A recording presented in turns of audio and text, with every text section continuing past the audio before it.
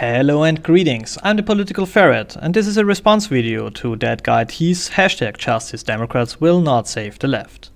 But with a very narrow focus on what he was talking about. It's about his last point and conclusion, how to get corporate money out of politics. He pointed out that there are only two solutions to that, and both sound very reasonable in the first moment. So let me walk you through or watch the video. I posted a link in the description. Okay. First solution, go full linen. Get rid of corporation as a whole, give the workers the power over the means of productions, and corporations can't put their fingers into the government anymore, because they're gone. Or second solution, reduce the power of the state to a degree where there is no need for the corporation to manipulate politics and absolutely no gain. If the government is only there for things like guarding a border or enforcing private voluntary contracts, there is no need for corporations to put their fingers into the government anymore. But beware, he's not going full mono here. There's still a state in his suggestion. So, well, both sound fine and logical sound, and both are, from my point of view, wrong, at least to a degree. So let's start with the more obvious wrong point, and that's communism. It sounds from a distance like a communist state would be some kind of monolithic entity, and it's not. There are sections, subsections, departments, whatever you want to call it, and in it a lot of humans with a lot of agendas. If you go full Lenin, you just change the label and organizing structure of companies. It's not the Minsk farming stuff company anymore, it's now the collective for farming stuff of Minsk or whatever. You call the CEO now Comrade Director, or again, whatever they think that sounds cool, but in essence, the people who are sitting in the seats of the bosses do the same thing as the guys who sat there before. And this is very often trying to get more power. That's because it's more or less the same personality type who's sitting there and as psychopaths. I mean, these are people with low or no empathies. You see, there is a reason why there is an agglomeration of psychopaths in the top level of management in companies. They can do the tough calls with ease. They don't have a problem with firing hundreds of people. They can do that before lunch and without losing their appetite. They can do these cold and heartless things and to achieve their goal. And this goal is normally more power. In a communist system, this can also mean money, but it can also mean status. But it most often just means more power over more people. And this will lead also to more power of this company or subsection or department or whatever you want to call it. The point is, that's the job of the CEO or whatever you want to call him. And therefore, the same types of persons will sit in this chair, in communism and capitalism.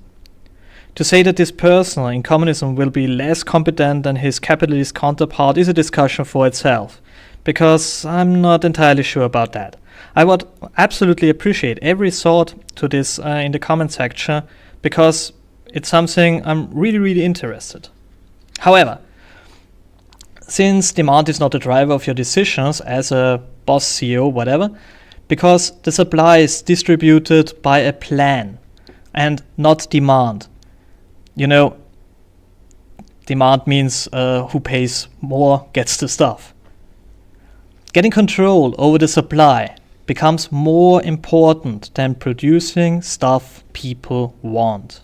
And the supply is in the hand of the government, or better in the hand of certain subcommittees within the government. If you build, say, Hammer, you will have to brown nose or bribe those guys in the subsection for the distribution of steel. And if you're good at that, you will produce more hammer, and you can argue then you need more worker and another factory, and this translates to personal gain. T seems to think that a socialistic economy works in the same way as a capitalistic system. Because how else? And that's the thing. The capitalistic system of demand and supply, where the actor who wants the stuff most gets it because he pays more, and he pays more because he knows he can get more out of it because of efficiency. This system is so easy, and it's so logical, and it's so natural that it might be inconceivable to get the idea that there is another way to do that. But there is. The socialist system works more or less like this. Guys with power sit together and say, well, we need next 5 years 1 million cars and 10 million tables and so on and so on. And they distribute the supply accordingly. And if you have friends in this group, you get more supply. And if you have a lot of supply, you don't have to care about efficiency anymore. And since these guys don't have a particular interest in good quality hammer, the product itself, it's not the main driver of this discussion and decision.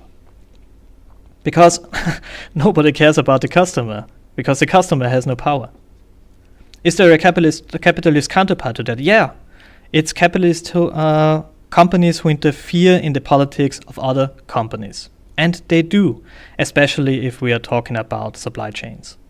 So, no, if you go down Lenin Road, you end up in Lenin's economic corruption dead end. The companies are now called something else, but the mechanism we are talking about has gone worse. Those who produce will have their hands deeper in the government than ever before. Not in the voting process, that's true, that would be absolutely pointless, but that's not the issue, is it? Okay, let's go to the other side, but not all down to the extreme of absolutely laissez-faire capitalism. And here it's, say, less obvious. In principle, T is right. If the state don't have leverage over the economy, the CEO and his money won't interfere with politics because it's a waste of time and money. But every government can grow and every government needs stuff and bead pencils. So in the very least the government will act as a customer. And there is a big benefit to have the government as a customer. First, they need a lot of every the same stuff. And if you have a contract over time, you can get prices way above the normal market value. Because the controlling mechanism just don't work. The big downside is that you won't win a lawsuit against them. So if you fuck up, you're very likely screwed. We have in Austria right now something like a scandal regarding military equipment that showed that the government paid magnitudes more than the staff was worth. The devil is in the detail. It's like fittings that are worth €2 was sold for thousands of euros. People were shocked. To be true, I wasn't. I mean, that's business as usual. So, T would be right if you go further and go full Molyneux. Get rid of the government as a whole, and there is nobody to drive. But that means no government, no, null, nothing, nada. But even then, the big money will try to interfere somewhere, some way. Big money will always try to expand its power.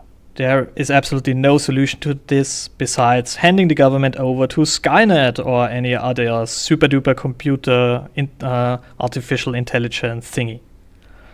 As long humans are at the levels of power, other humans will find a way to make them do decisions that are good for those with influence and bad for the 99% who will pay the bill. So you can't solve this problem. But you can make it way worse by giving a single guy as much money as, and therefore power, as a little third world state. Companies have their fingers in politics. And they don't do all that stupid things with that. People, on the other hand, and I mean the bored rich people with a god complex, these guys give me the creeps. They are dangerous. So my conclusion is that the best thing we can do is transparency of the state and motivate people to goddamn use this transparency and take some interest in what the state does. There is nothing more than this. So, like always, thanks for watching, consider liking and subscribing, and have a great day.